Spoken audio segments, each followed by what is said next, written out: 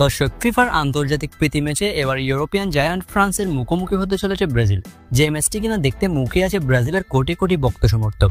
দর্শক, কেননা নতুন কোচ কার্লো আনচেলত্তির অধীনে শক্তিশালী ফ্রান্সের বিপক্ষে কেমন করবে ব্রাজিল, এটাই প্রশ্ন ভক্ত সমর্থকদের মনে।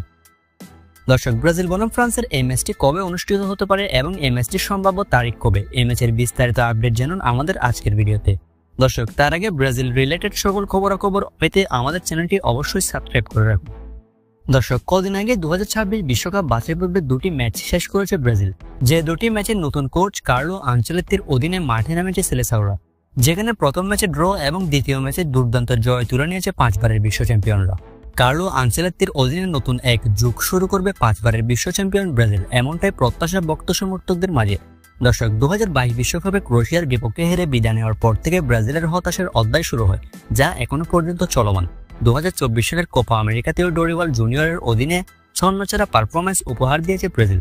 তবে কার্লো আনচেলত্তির অধীনে 2026 বিশ্বকাপে ভালো কিছু করবে সেলেসাওরা, এমনটা প্রত্যাশা ভক্ত সমর্থকদের মনে। যে কারণে 2026 বিশ্বকাপের জন্য নিজেদেরকে ঝালিয়ে নিতে ইউরোপিয়ান কঠিন প্রতিপক্ষ ফ্রান্সের বিপক্ষে একটা প্রীতি ম্যাচ খেলতে চায় ব্রাজিল ফুটবল ফেডারেশন। দর্শক, ব্রাজিলিয়ান গণমাধ্যম টিএনটি স্পোর্টস খবরটি নিশ্চিত করেছে। তারা জানিয়েছে ব্রাজিল ফুটবল ফেডারেশন ফ্রান্সের সাথে যোগাযোগ করেছে এই বিষয়ে। তারা ফ্রান্সের সাথে একটি প্রীতি ম্যাচ আয়োজন করতে চায়। দর্শক, তবে ম্যাচটির সম্ভাব্য তারিখ হচ্ছে সেপ্টেম্বর বা অক্টোবরের দিকে, যদিও ম্যাচের চূড়ান্ত তারিখ এখনো প্রকাশ হয়নি।